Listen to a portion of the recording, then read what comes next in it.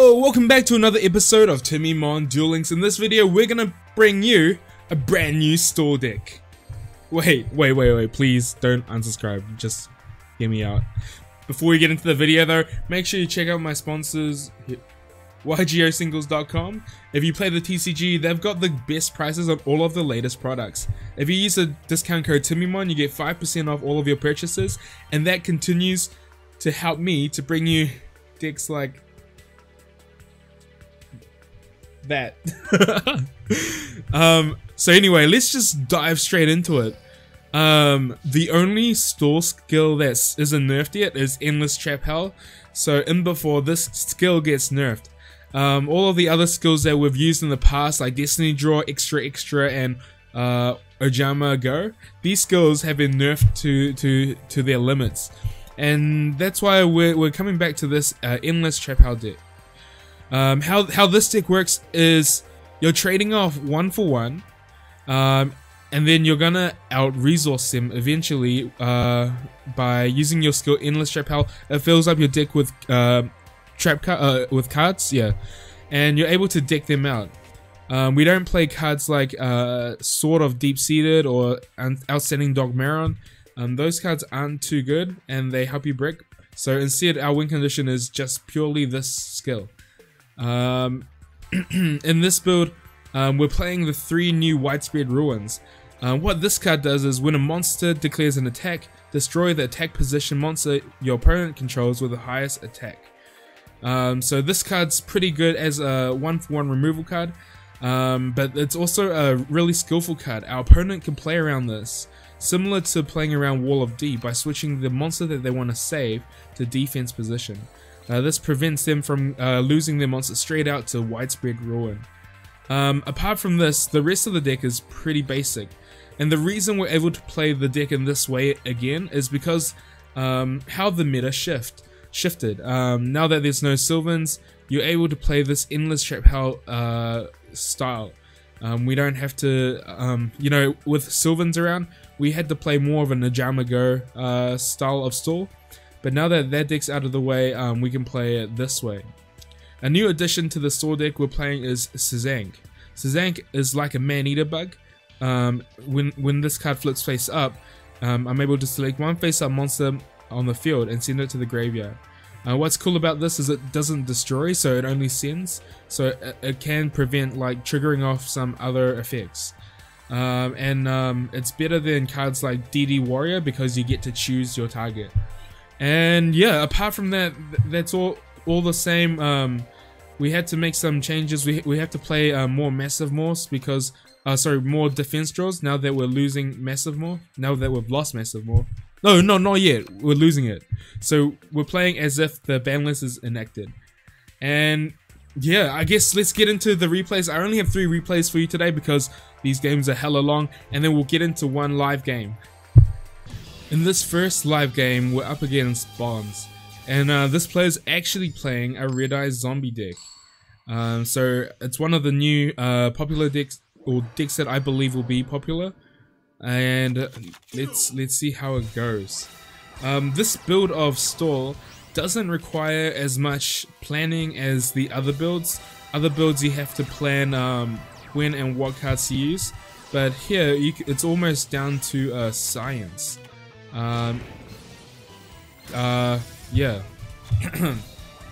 Just use your Widespread Ruins. You're just trading off 1 for 1 until you're able to get a Wall of D that blocks out their entire board, or a Floodgate plus Wall of D or Massive Morph, or these sort of cards that block out their field or as much of the field as possible, and then the rest of it you can just defense draw, draining shield their last spot if you need to. So here we're just trading off 1 for 1, trying to protect our life total as much as we can, and we're just setting. A way that we can lose this is if our opponent has a big Storm play or an anti-magic arrows play, or if he had saved his Cosmic Cyclone to activate multiple in 1 turn and just go for a 1-turn kill. That would be a way that we would lose this game, but our opponent is not doing that. And yeah, you can see that I haven't even touched my skill yet. Most of the time you probably won't even need your skill. I like to save my skill to as long as I can, to the point that I have to use it because I'm running out of advantage. So here I'm doing it because I have room to set one more card, so I don't want to just set one card here. I prefer to set two. So this is the time that I choose to activate my skill. And this Woolody seals it for us. He has no other way to put damage on board, and I've still got two other cards on the field. Let's get into the next replay. Okay, second one up against Joey Wheeler. I can't remember what this guy is playing, but we will find out. Okay. Our opponent plays it slow, and we're happy to play it slow. And our opponent is actually playing the new For Hire deck. This deck is actually kind of hard to deal with. I made an active decision to get rid of the monster that generates advantage.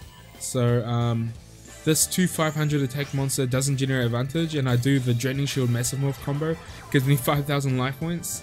And this 5,000 life points, the format where we start with 5k, sort of helps stall, because you get 1,000 life points for free. And yeah.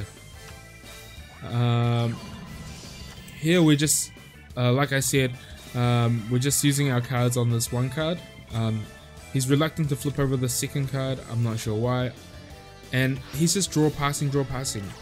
And so an active decision I made earlier on was to use a Curse of Anubis on this seal instead of using a Floodgate Trapper. A Floodgate Trapper would have been stronger, but I was predicting a Wiz to come out soon. Our opponent's win condition is to summon, is to tribute over the monsters that he can't use anymore for Wiz. So that's why I saved two Floodgate Trap Holes, because if he negates one, which he does, I can activate my other one, so he can't keep whizzing me every turn, negating one card every turn. I can't afford that to happen, so I'm just gonna do that now.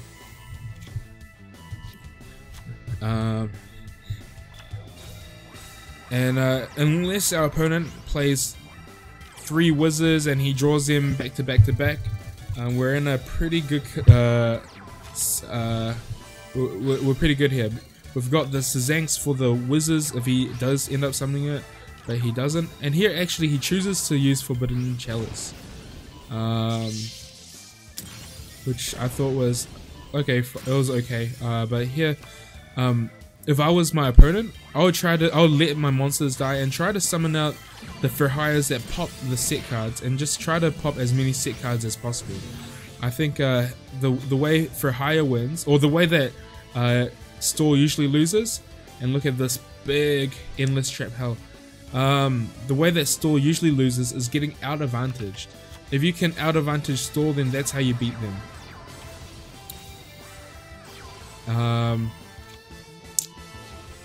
And yeah, I think it's too little too late. There's no way for him to do a million damage to me, so he surrenders. This last and final replay is up against Noble Knights, and I remember this game very clearly because my opponent doesn't play optimally. The way that you beat Stall is to outgrind or out advantage the Stall deck, and all our opponent had to do, or has to do, or fortunate for me I had the Floodgate, but the objective of my opponent is to summon a monster and just pop all of my cards using the one that pops set cards. Here it is, using this one. The objective is to just pop as much as you can with that. I think to attack there was wrong. I think he should have just popped. And a lot of people, they don't really know how to play against Stall. Again, he's using this just so he can pop one, but he could have popped probably most of these. And the problem with the problem with Noble Knights is they have no way to get rid of these monsters. The reason Noble Knights is such a tough deck at the moment is they get they get owned by so many skills. These spells can only equip to warrior type monsters. So if they have a what's that monster? Parasite on their field, they can't even play. So they auto lose to too many skills like that, and yeah, nothing they can do about it. That's the only reason why they aren't competitive anymore, or they can't be competitive. I think they're just an inferior for hire deck. Okay, we're up against Yami Merrick. I really hope it's not that burn skill, because that skill's gonna hurt us a lot. And it is.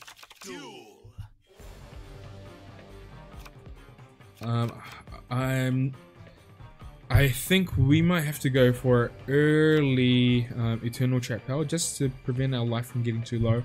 Maybe maybe these widespread ruins can kill enough monsters that he starts racking up a lot of damage. What?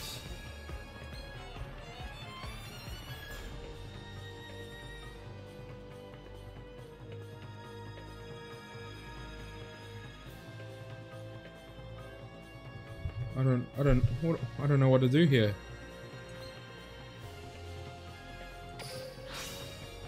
Usually Wall of D is like the best card, but because I saw that card, I don't think our opponent attacks.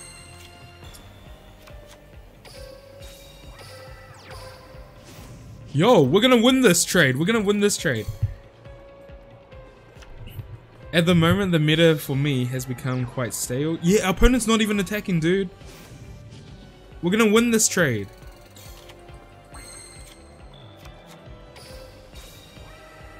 Just in case he does decide to like flip and attack, I guess the next best card to set would be Widespread.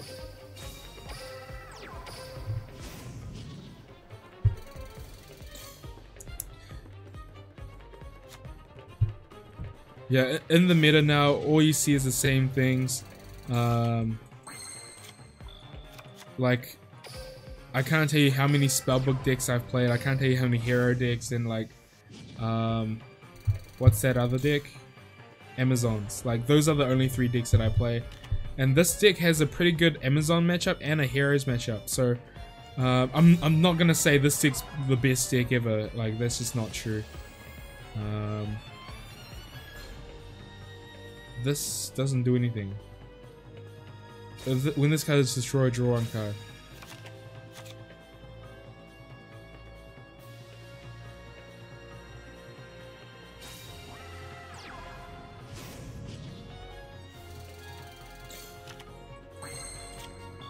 Okay, so actually, I didn't tell you guys, but Sazank has another effect that when you flip it face up, it can actually attack directly. So it might make this, I'm gonna actually do it, because not only do I get a stand, this doesn't allow him to draw, but it puts an extra monster in his grave, and then he might even have to respond to this, so the burn will start racking up. So my win condition is actually going to be his skill and not my skill. I don't think I will deck him out, which actually could be another viable way to win, but I'm going to choose to do it this way.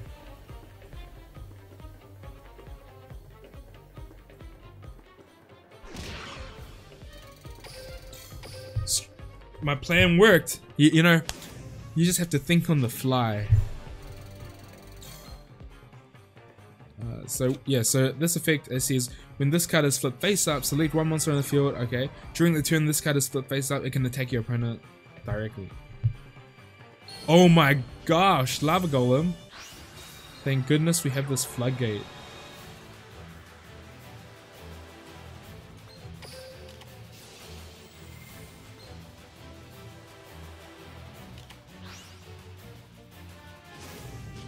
Oh no, actually now we've got more cards in him. We're gonna set this.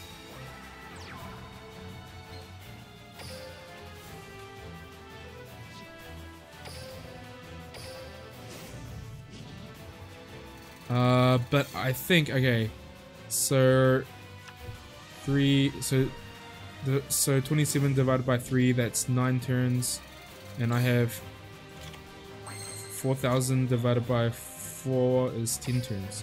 So I'm still gonna win this trade unless he plays like a random Sparks or something. Actually, Sparks wouldn't be enough.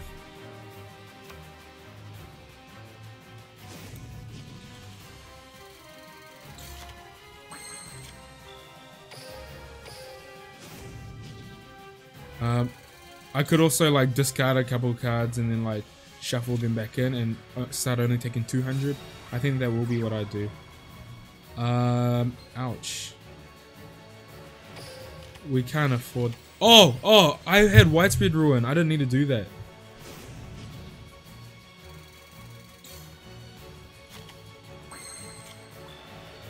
Oh no, it was calculated, dude. Yeah, this build definitely I feel is not as strategic or high level as the other one. I think Destiny Draw build was by far the most strategic because you had to think in advance and like how far you could go by taking the direct hits. But this build is a little bit more potato-y, so you can just. I better set 1A because it's gonna start racking up. I'm gonna set the Draining Shield because I do fear another one of these dudes. Okay, so we've got the Floodgate for the next Lava Golem. We're gonna Floodgate the second Lava Golem, and then we're gonna deck him out.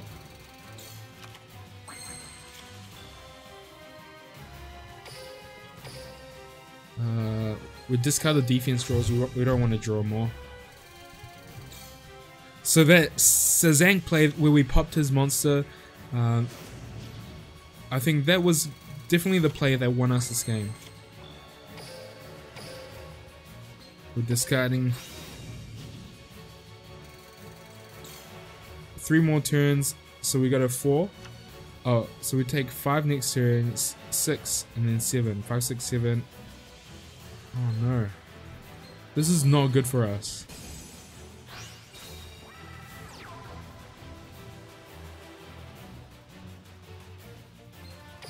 This is not good for us. What? What is he doing? He's gonna die in 2 turns now. He's on a 3-turn clock, now he's on a 2-turn clock.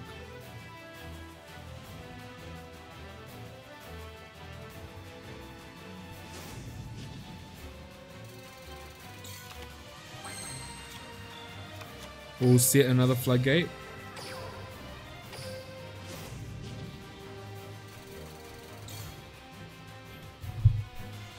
There you have it, guys. Not only can it take out the top meta decks, it can also take out these rogue decks as well.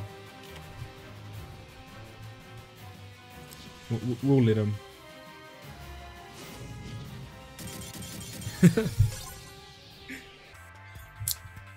Awesome, guys. So there you have it. That's the deck. You guys know that Stall is something that I keep true to my heart. It's something that I love to play.